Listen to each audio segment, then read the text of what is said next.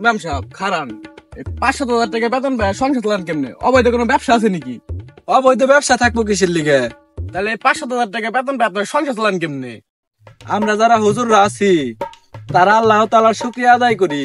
আমরা একক তো মাছ গুস্ত না খেয়ে পারলেও কখনো কারো মাঝে প্রকাশ করি না। তাহলে অল্প বেতনে আপনারা চলেন কেমনে? আমরা সব সময় কম খরচ করি আর আল্লাহ তাআলার শুকরিয়া আদায় করি। আর আমরা একক তো না খাইবার পারলেও কখনো কারো মাঝে প্রকাশ করি না। আর আমরা যে অল্প টাকা বেতন পাই তার মাঝে আল্লাহ তাআলার প্রচুর রহমত থাকে। এর কারণে আমরা এই অল্প টাকায় সংসার চালাইতে পারি এবং কি নিজেরাও চলতে পারি। ইমাম সাহেব আপনার কাছে যে কারণে আসা, আমার একটা ফতোয়া জানা লাগবে। ওইটা ফতোয়া না তো, ওটা হলো ফতোয়া। আচ্ছা, আপনি কি ফতোয়া জানতে চান বলেন।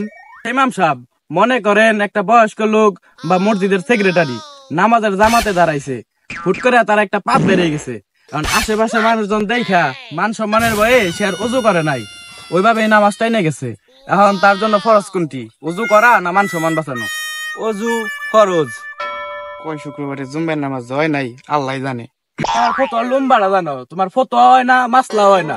তুমি কেমনে মসজিদে ইমামতি করো আমার দেখার আছে, থাও তুমি। হে আল্লাহ, তুমি এদেরকে হেদায়েত দান করো। আজান দিল, সময় হয়ে গেল নামাজের। সবতি মানুষ আমি, যদি নামাজটা না পড়ি মান সম্মানই থাকে না। যাই দি নামাজটা পড়ে আসি।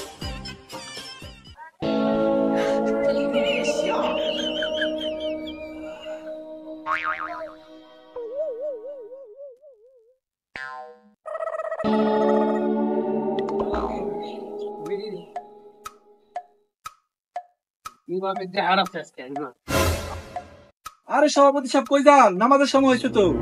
তোর নামাজ তুই পড়, আর তোর ভিতরে যত বাপেরা বয়ে রয়েছে অগনিয়ে পড় যা। কি হয়েছে সভাপতি সাহেব, বলেন তো দেখি। তুই বুঝোস না, আমি এই মসজিদের সভাপতি। মজমে পাশের যায় নামাজটা আমার থার কথা, আর হেনে তোর হালা মন্দিরা ব্যবসা ছাড়া বয়ে রয়েছে। দেখেন সভাপতি সাহেব, বাপ নিয়ে গালাগালি করবেন না। মসজিদ আল্লাহর ঘর, এখানে ধনী গরিব সভাপতি মেম্বার সবাই এক সমান। আর তাছাড়া আমরা সবাই মানুষ।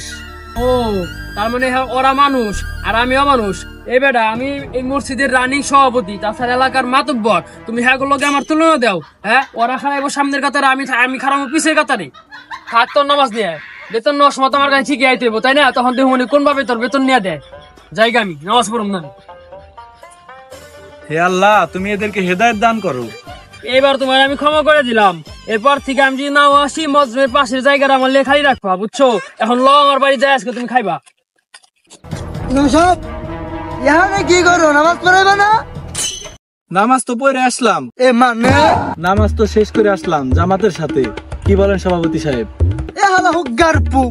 তুমি জানো না এই জায়গায় কিসের ছাড়া এই মসজিদে জামা শুরু হয় না? এই সভাপতি, তুমি জানো না এই কিসের ছাড়া এই আমার মসজিদে জামা শুরু হয় না? তুমি থাকতে এই বুড়া কাম্বা হইলো। আমি যা দেখি আমার জায়গায় অন্য জনে দাঁড়াই গেছে তা কাতারে। এরা হলো ইমাম সাহেবের লগে অনেকক্ষণ সিমকেট হয়েছে। এরা চলে আমি তোমার কথা ভুলে গেছি। আর ইমাম সাহেব, তোমারও কিন্তু একটু ভুল হয়েছে। জানে দেখবা এই মসজিদের ক্যাশিয়ার উপস্থিত নাই, এরা তুমি একটু খোঁজ লইবা না? হ্যাঁ কই আছে এরা খোঁজ লইয়া দেখবা না?